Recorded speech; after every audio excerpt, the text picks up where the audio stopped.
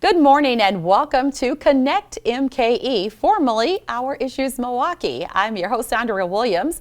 I appreciate you tuning in to the show. Our goal is to keep you connected to issues, events, and people who are right here in the community where we live, work, and play. Our focus this morning is on voting. The spring primary elections coming up on Tuesday, February 15th, and we're happy to give you all of the information you need in order to ensure that your voice be heard. My first guest is Claire Woodall-Vogg, Executive Director of the City of Milwaukee Election Commission. How are you, Claire? Good. Thanks for having me, Andrea.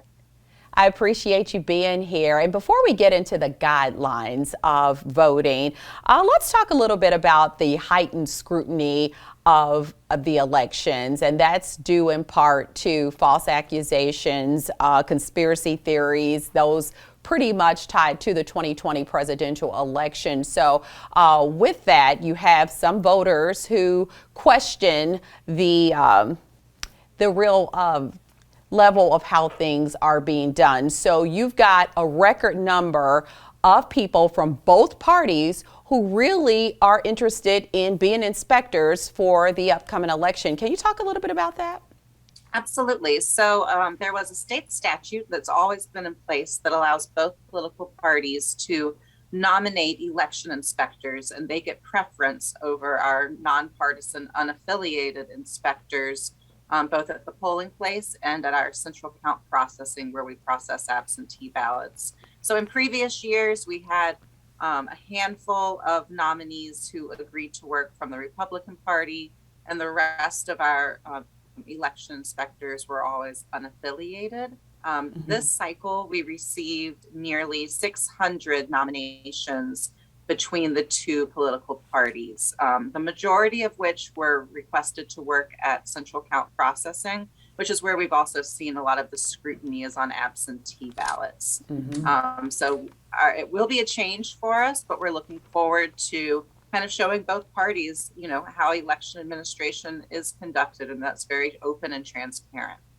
Absolutely. So you actually have 3 new members who have joined the commission. And if you could, in a nutshell, kind of give us an idea of what the duties are of the commissioners. Yeah, so because of our size, the city of Milwaukee is a little unique. Most elections are run by your municipal clerk, but in Milwaukee, we have an election commission. I'm the executive director, and then we have 2 Democrat and 1 Republican election commissioners who oversee our operations. They are someone you can contact if you have an issue.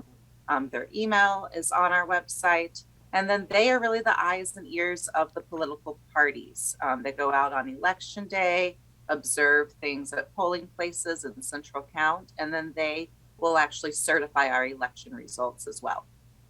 And it's important to mention that they have a 4-year term, which will end in 2025, and this is an unpaid position. Yes, this is entirely volunteer, and they have signed up to do this for the next 4 years. All right, so as I stated early on, the spring primaries coming up on Tuesday, February 15th, and the biggest race on the ballot for the city of Milwaukee, obviously, is that of Milwaukee mayor. There are 7 candidates who are vying to finish out former Mayor Tom Barrett's term. So the 2 top candidates will, of course, move on to the general election on April 5th. So early voting wrapped up on February 11th. So what does one need to know as they head to the polls on Tuesday? Yeah, so it's not too late if you aren't registered to vote to go ahead and register on election day. We do still have election day registration here in Wisconsin. But what voters should be aware of is that we have had redistricting. So there are new ward lines. Every City of Milwaukee voter should have received a postcard in the mail about a week and a half before the election, letting them know of their new ward number if it changed, as well as their polling place. But if they have any questions or want to confirm, you can check your voter registration and your polling place at myvote.wi.gov. You just have to bring your ID with you on election day, and then proof of address if you need to update your voter registration. So if someone has moved since the last time they voted and they don't have an up-to-date ID just yet, they can bring a proof of where they live, which would be maybe a We Energies bill. Yep, a We Energies bill, a lease, a bank statement, cell phone bill, and you can show it on your phone too. If you don't have a printer at home, don't worry, you can show the election workers your bill on your phone. But again, your address on your ID does not have to be current. We see that that's a big misnomer that a lot of people, worry that it's not up to date, and it does not have to be.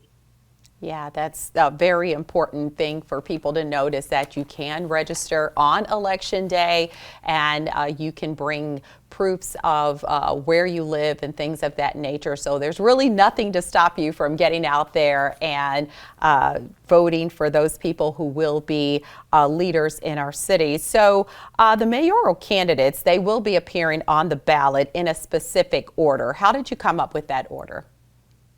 Yeah, so mayoral candidates, just like all nonpartisan candidates at a local level, are chosen by random draw.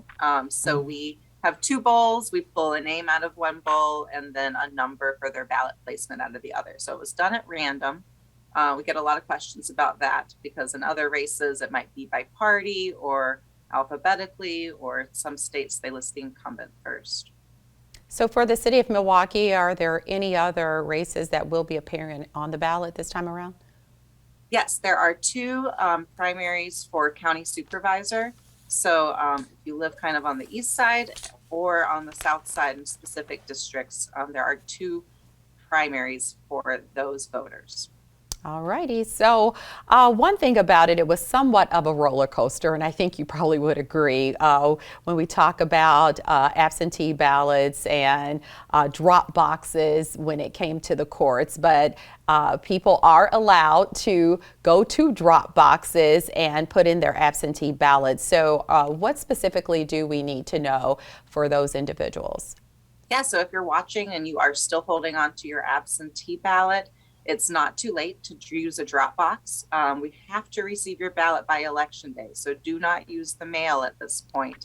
But all drop boxes are open. They are at every Milwaukee Public Library, City Hall, and they'll be open until 5 o'clock on Election Day. Mm-hmm.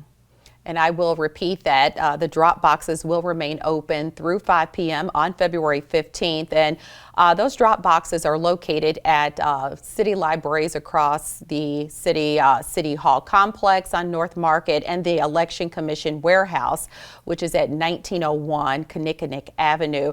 Is there anything else that we need to know, Claire, as we get one step closer to Election Day?